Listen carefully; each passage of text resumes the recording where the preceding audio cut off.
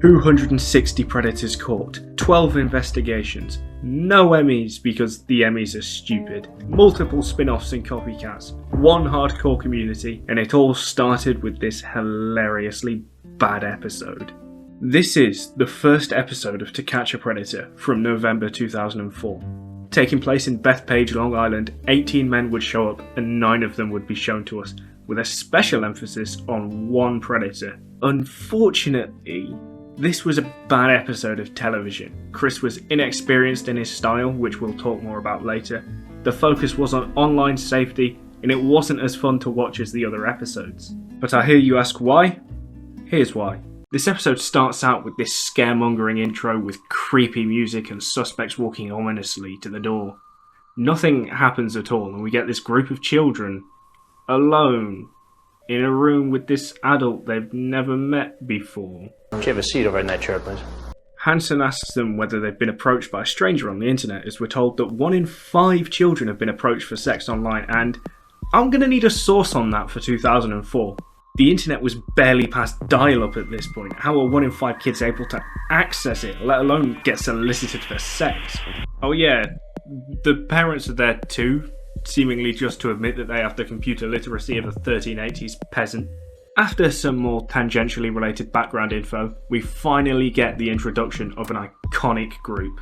Ladies and gentlemen, you know who they are, you know what they do, so give it up for Perverted Justice.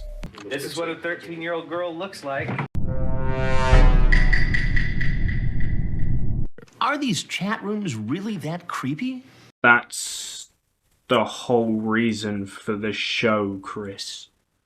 Otherwise, no one would be here. Perverted Justice exposes these individuals by posting their picture, phone number, and a copy of their sexual chat on its website. So does this mean that PJ doxes the predators? I assume so because they have no legal powers. I'll have to look that up and give you the answers later. This BTS footage is quite cool and probably the most interesting part of the epi as we get a good look at the PJ process, and it paints a frightening picture of these men. These mostly innocent, non-convicted men. So how many of these internet stalkers would actually make a date and show up to have sex with a teen? In other words, commit statutory rape. We decided to find out. Out of context, this is probably the worst statement a human has ever spoken. Finally, we get to the predators. Some oddballs and creeps do crop up here, but it's mostly just the run-of-the-mill pathetic and disgusting men. So stick around and wait to see who knocks on our door.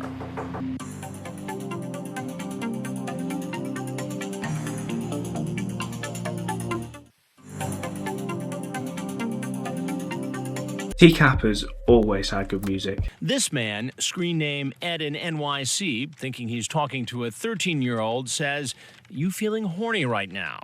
Oh, it's bad enough he's a nonce, right? But why? Why would you use this photo that makes you look like a murder victim in an Unsolved Mysteries mukbang video? So the guy is sleep deprived, dealing with a ton of messages. Another Me for Magic NY asks, "Are you a virgin?" Now this guy looks like a depressed accountant looking at porn. Did these guys actually look at the photos they took before uploading them? Eventually, the first guy through the door in all of TCAP history is, drum roll please, Steve! Or his screen name is SR8219. What is it about nonsense and picking the worst usernames imaginable? After we read you part of his online chat. I cannot be the only one who feels he looks like Joe Latruglio after a horrible accident to his face. Law enforcement has a name for this kind of guy, a potentially dangerous predator who goes from a chat room to a real-life meeting intent on an encounter with a child. They're called travelers. What?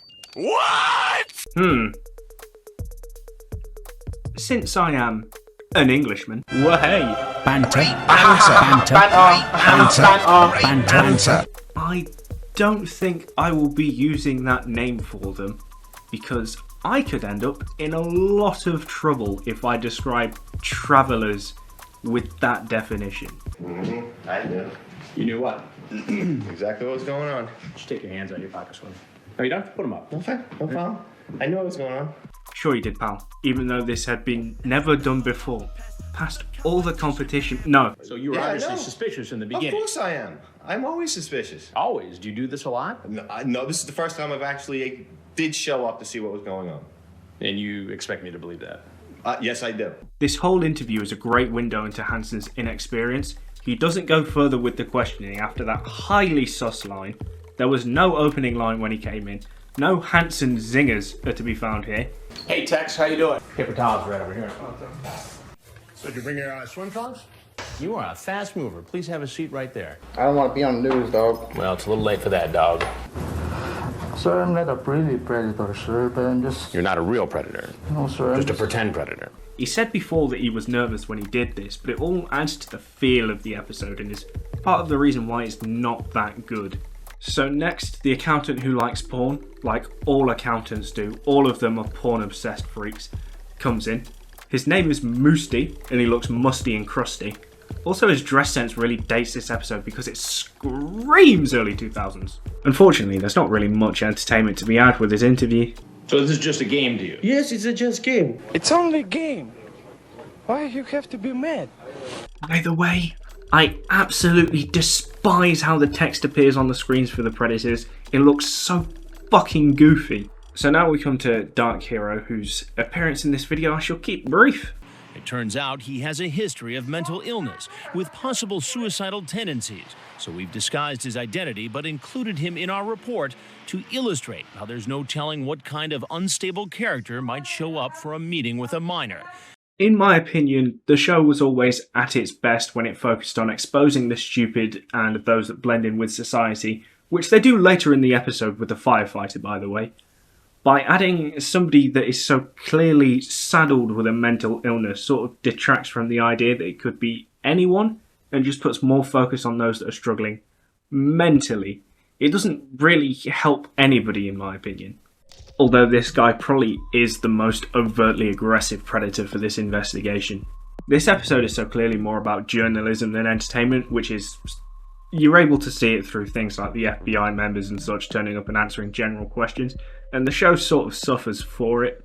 Ed in NYC finally turns up, and he's probably the closest to a good TCAP predator we get in the episode, even if he is one of the sleaziest bastards I've ever seen. It's also hilarious how he thought his plan was going to work. We are witnessing true delusion at play here. Okay, listen, just say something to me. What do you want me to say? And say, Rachel, you're 19 years old, right? I'm not, though. You know I'm not. I don't know that. I told you I was 14. You saw it, you said back to me. What are you talking No. about? Not as far as I know. As far as I know, you're 19 years old, right? This is some tactical genius right here, the likes of which have never been put on display before. The fact that Eddie is so cunning doesn't surprise law enforcement experts. Not only are they not stupid, but they're probably above average intelligent. They can be a wide variety of individuals, but a lot of them are well-educated individuals. I get that the average American IQ is around summer room temperature, but I think that this show proved that although intelligence doesn't automatically mean innocence, the statement is just not true. Back to the Predators, and we are met with... 34 going on 17. Fuck off. Arrest him. Now. Just for that name. Boot him into the sun. What the actual fuck? Feel like I need to take a shower. No, shower with me. I think I gotta shower me too, so let's shower together now. Oh, for fuck's sake! Still though, the more things change, the more they stay the same. You know you're going to shower with me Thursday night. I'm gonna pick you up and put you against the shower wall. Then I'm going to have you ride me, babe, as my hand grabs your ass and I blank your blanks.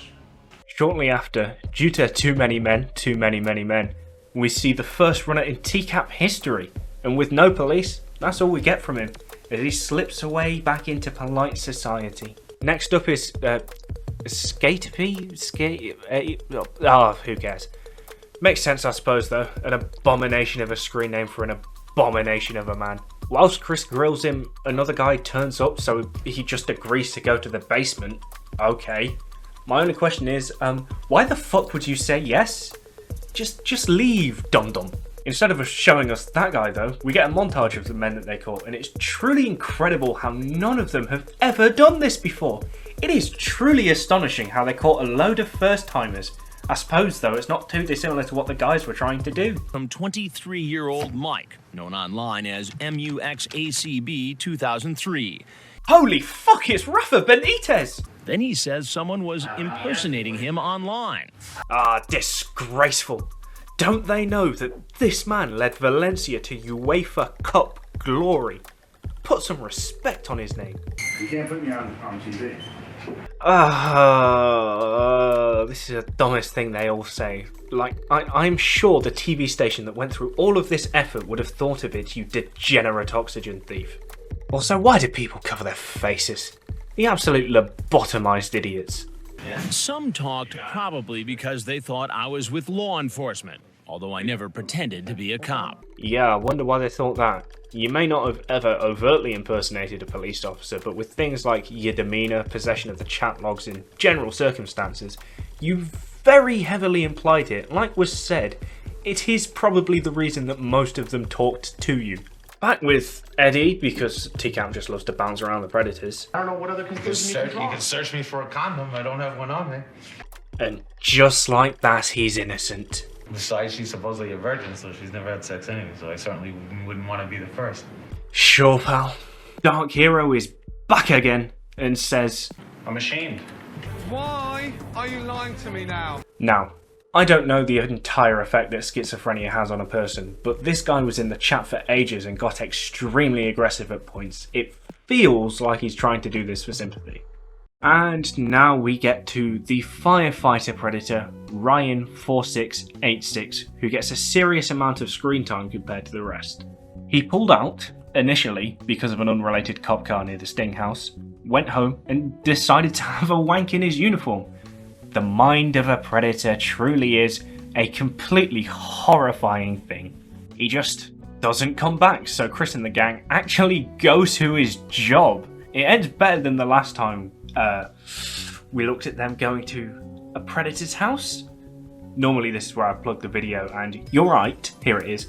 But given how comparatively well that video did, you've probably already seen it. Personally, I feel that this is actually super cool, if a lot more dangerous, but I wish that this had been done a bit more in the show. It would have offered sort of another way for PJ to secure the predators, and they even could have had another person reporting with the police and the crew at the Perp's house, sort of like a foreign correspondent on the news.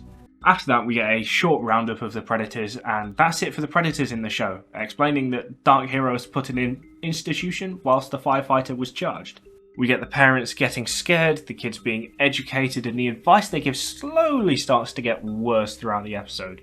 It starts off nice and wholesome with, oh, keep an eye on your kids and have the computer in an open place in the house, but then it slowly goes towards, make sure you install this spyware on your own computer.